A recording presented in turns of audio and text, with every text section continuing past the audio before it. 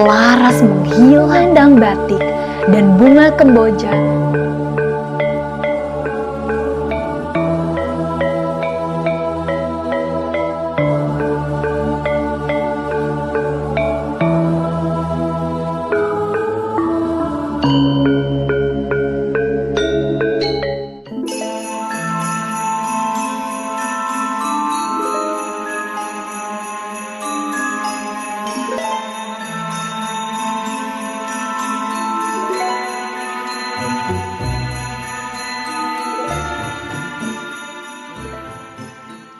Selamat datang di Alaranawi Channel.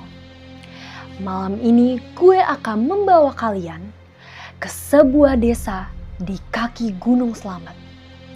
Di sana, tarian bukan cuma budaya, tapi juga digunakan untuk membantu perjanjian. Dengerin cerita gue, ini kisah tentang penari ronggeng yang gak pernah kembali.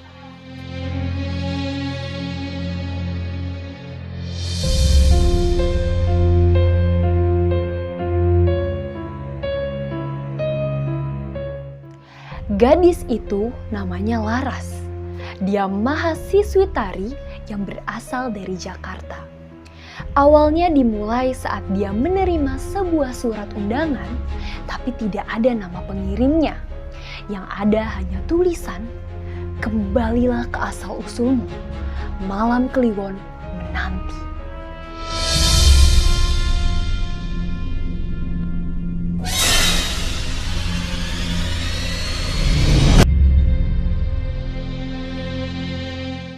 Dengan pengetahuan yang minim tentang alamat desa itu, besoknya dia langsung pergi ke desa Duku Sawit, naik kereta ke Purwokerto.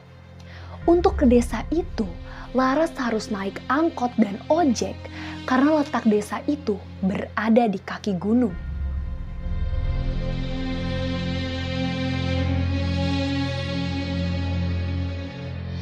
Setelah sampai di desa, warga setempat menyambut Laras dengan wajah tersenyum. Tapi pandangan mereka menyimpan rasa ketakutan. Kayak ada sesuatu tapi gak berani mereka katakan. Laras ya hanya berpikir positif.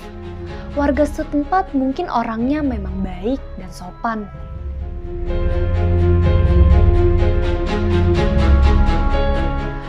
Pada malam hari, Laras diajak latihan menari dengan Mbah Rati, guru tari sesepuh desa. Mereka latihan di sebuah sanggar yang sudah tua. Mereka menamai gerakan tari itu dengan lenggang sukma.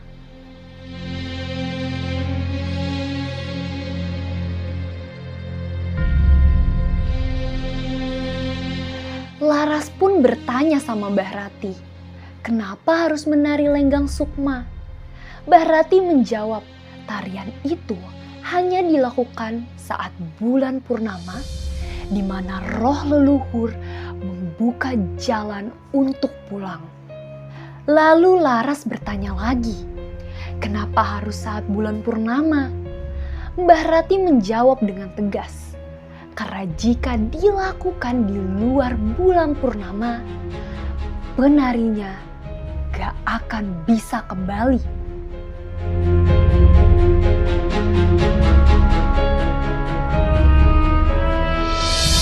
Laras pun semakin bingung dengan maksud yang dikatakan oleh Mbah Rati. Setelah latihan menari dengan Mbah Rati, keesokan malamnya Laras mulai menari sendirian di kamar. Tapi saat dia lihat ke cermin, ternyata bukan dirinya yang ada di cermin, tetapi gadis lain.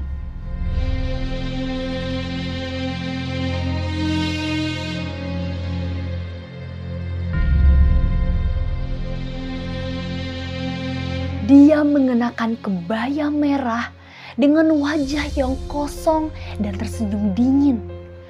Laras tidak habis pikir, ada apa sebenarnya? Apa yang terjadi? Kenapa dia bisa sampai ke desa itu? Tetapi Laras tetap berpikir positif. Mungkin itu hanya halusinasinya saja.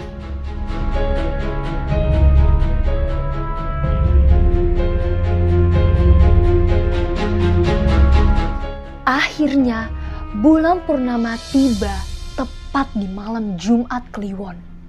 Dan yang mengagetkan Laras, dia terpilih sebagai penari utamanya.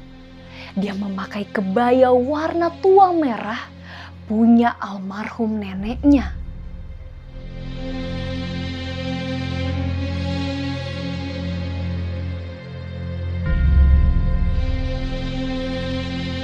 Ternyata ada warga yang berbisik kalau kebaya yang dipakai Laras adalah milik Nyai Satya, penari ronggeng bulan purnama terakhir yang menghilang dan belum kembali. Musik gamelan terdengar dan tarian pun dimulai.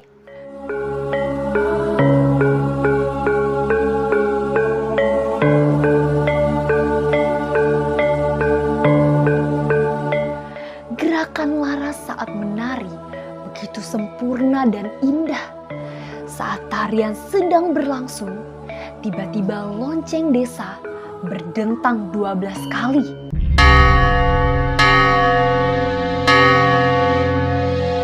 Saat itu musik gamelan tetap berbunyi, tapi semua penarinya berhenti menari.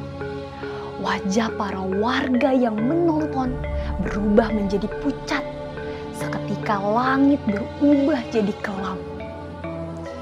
Dan yang tak disangka, dari balik kain panggung muncul puluhan bayangan para penari sambil mengucapkan kata-kata, "Lenggang Sukma, Lenggang Sukma." Dan tak lama satu sosok misterius keluar. Seorang wanita tua dan wajahnya sangat mirip dengan neneknya Laras.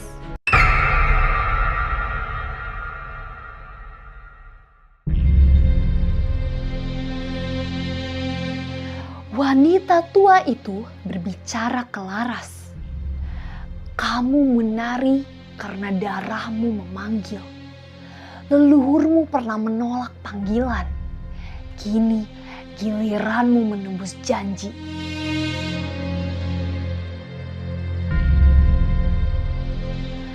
Seketika Laras terdiam, kakinya kaku, tiba-tiba ia menari lagi, seperti ada yang mengendalikan tubuhnya. Dia menari semakin cepat hingga bulan purnama selesai.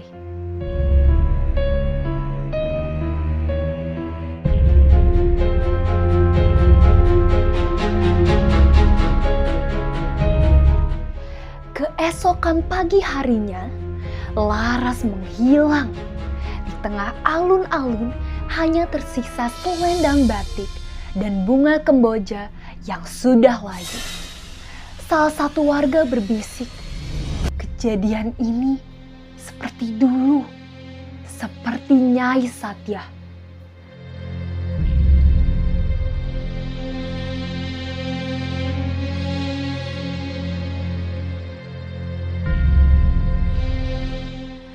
Tapi anehnya, setiap malam Jumat Kliwon selalu terdengar bunyi gamelan pelan di desa itu dan langkah kaki menari, tetapi tidak ada sosok penarinya. Dan juga terdengar suara berbisik, "Lenggang Sukma, Lenggang Sukma."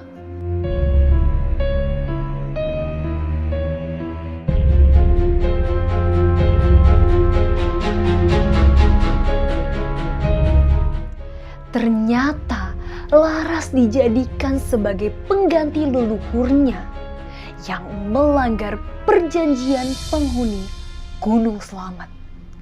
Dan Laras adalah keturunan Nyai Satya.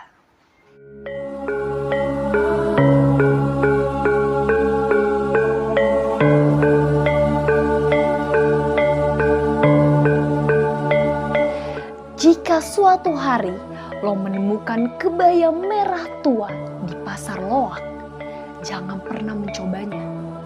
Karena bisa jadi lo sedang dipanggil untuk menari. Sekali lagi dalam ronggeng malam kliwon.